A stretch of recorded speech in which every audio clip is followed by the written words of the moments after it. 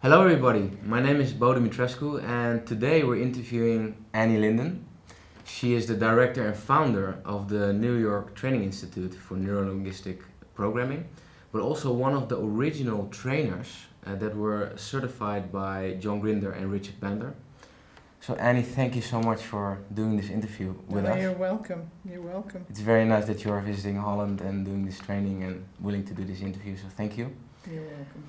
As a first question, can you tell us a little bit about your first encounters with NLP and what moved you into setting up an institute and devoting a big part of your life to NLP? Well, I was in training to become a therapist. I had been a professional actor for many years and decided I needed to have some marketable skills so I could feed my kids and pay the rent. And so in the process of doing this and of getting training besides going back to university and getting my graduate degree, I was in training in transactional analysis. And in my group that was being trained as clinical members, there was this man who came back from a conference. I think the conference was in Ohio. And he told us about it, and he told us about these two very entertaining men. And their names were Richard Bandler and John Grinder. And so the next time I heard that these two men were going to be in around my area, and actually they were in Manhattan, I decided to go see them. One of the things that really intrigued me was the name of their two books. I guess they had written the one with Virginia Satir, and then the next two books. Oh, I can't believe I know them as well as I know my name. The Structure of Magic. The Structure of Magic. Because I was a young therapist, and there were these giants around in that time that seemed magical with their questions and the impact they had on people. Yeah. But how do you do magic? And so the structure of magic intrigued me because it meant magic maybe had a structure. So I went to see them. It was, I believe that was the Waldorf Astoria in Manhattan. And I was fascinated. And then soon after that, I went through a blizzard to upstate New York to see Richard and Leslie. Mm-hmm. And one of the things they taught that time was the Phobia Model. And I was a demonstration subject. Now, if I'm going too long, just tell me. But no, I went up, I was a demonstration subject. And I was somewhat phobic of heights. And Richard was doing the demonstration that afternoon. And he was very kind. He really made me feel safe. And he did the process. And, it seemed to work. It was fine. And I went out to lunch, and the conference was on the top floor of this big sports arena. And I came back from lunch, and I was walking down the hall, and I saw an open door, and I sort of looked in, and it was a door to the catwalks around the arena, where they had the big lights and everything, 5 stories up. Yeah. And I was curious, so I walked out, partly. Now, you've got to, you know what a catwalk looks like. It's not solid, and the railing is just a couple of pipes. Yeah.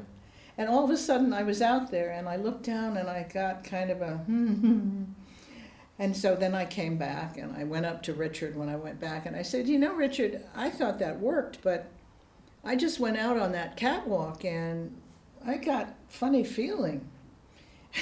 And he looked at me and he said, well, most normal people would get a funny feeling doing what you did. And it made me realize that before I had done the process, if I had to go out on that catwalk, I probably would have gone on my stomach screaming the whole way.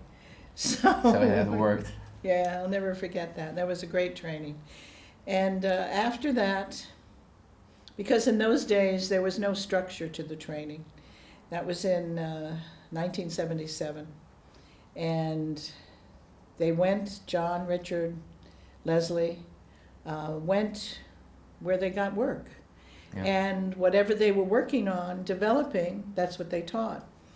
And I pretty much followed them wherever where I could get away and go, wherever they were training. Out of your fascination for what they did and the thing. Yes, thank you. The thing that really got me was in transactional analysis, and the thing that attracted me to that was the idea, I'm okay, you're okay. Yeah. It's the basis of it. And even before I knew much about anything, I knew that that was important.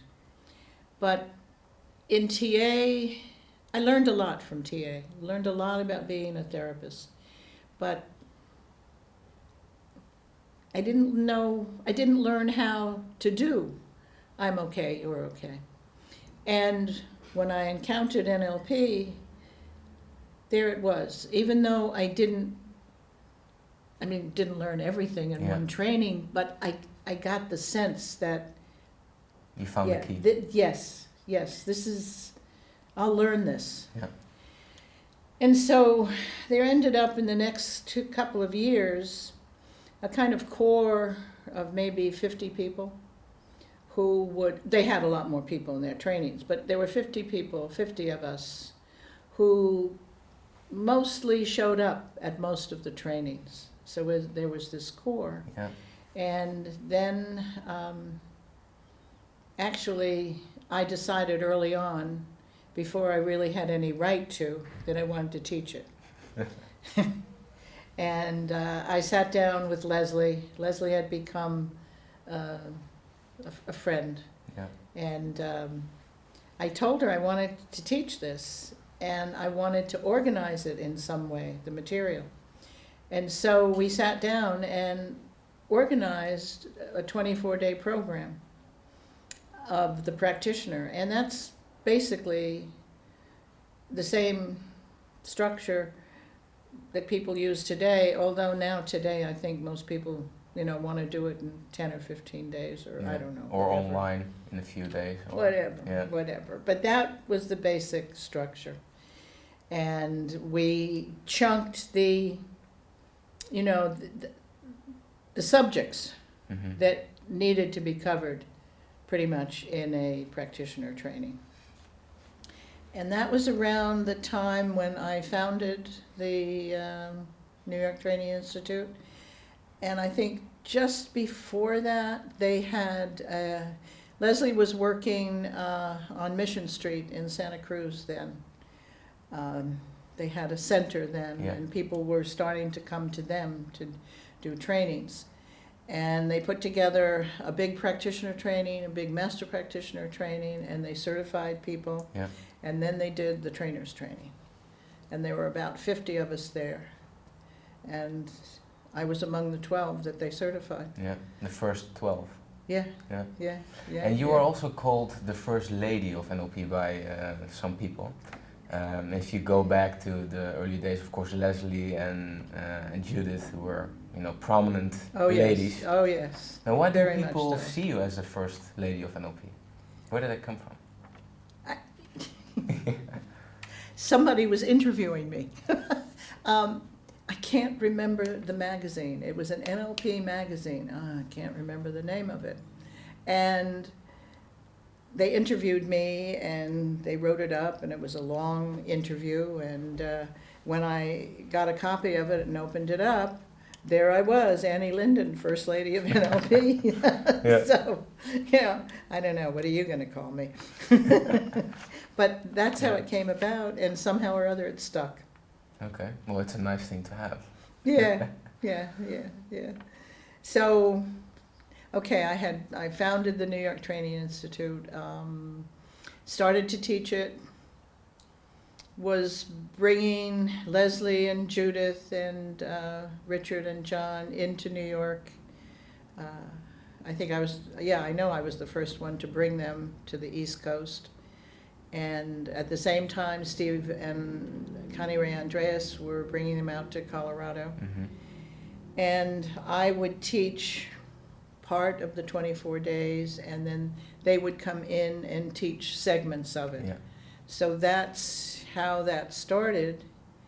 And we put on a big conference called 7 Days in May. There were 400 people there, and John and Richard and Leslie and David Gordon, Mm-hmm. and Robert Dilts were there. And it was around that time that John and Richard went their separate ways. Mm-hmm. And it was a difficult time for everybody. And unfortunately, the community, the NLP community, which was very small then, kind of divided into camps. Mm-hmm. Who's on Richard's side, who's on John's side, Yeah. who's on Leslie's side, because Yeah. she was involved. But what was, I didn't want to take sides. I mean, Richard Bandler and Dr. Milton Erickson were my greatest teachers. I learned a tremendous amount from Leslie and a tremendous amount from John, and I'm eternally grateful to them. But Richard and Dr. Erickson really taught me. I think I told you this, but the first time Richard taught submodalities was in Philadelphia, and I felt like he took my brain and threw it out into space, and when it came back, it's never been the same. Yeah. And that's positive. Mm-hmm. That's positive. But what happened was, because of the split up, they were, I don't know, things changed. It was different. And they were still doing trainings, but it was separate. It was different. And what happened was there was no place for some of us who had gotten very close. I mean, we had gotten really close, a whole maybe 30, 50 of us had gotten really close over the years, because we were at the beginning of an incredible creation. Yeah.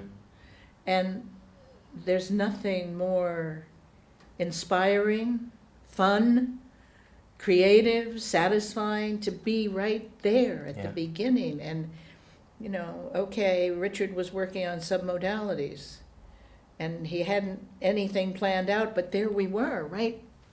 Yeah, you were creating it.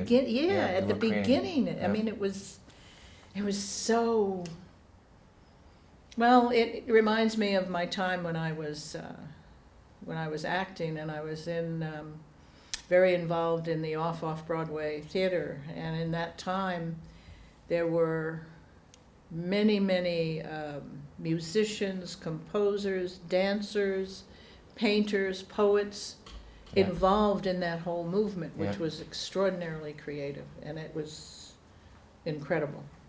And that's what this was like. Yeah, fantastic.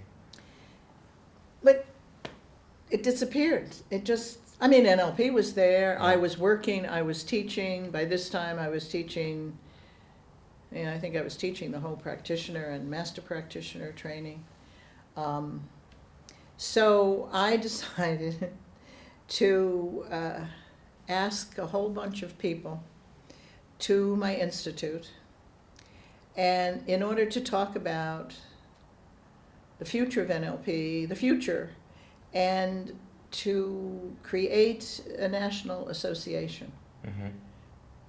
I think my biggest motivation was so we would all get together on a regular basis. But so 30 people came to my institute for a whole weekend, and people slept. I lived upstairs from the institute, and slept on my couch, slept on my floor, And we worked for 2 days, 2 whole days, and we founded the National Association of NLP, which was the first professional organization in NLP. And that was very exciting. But then,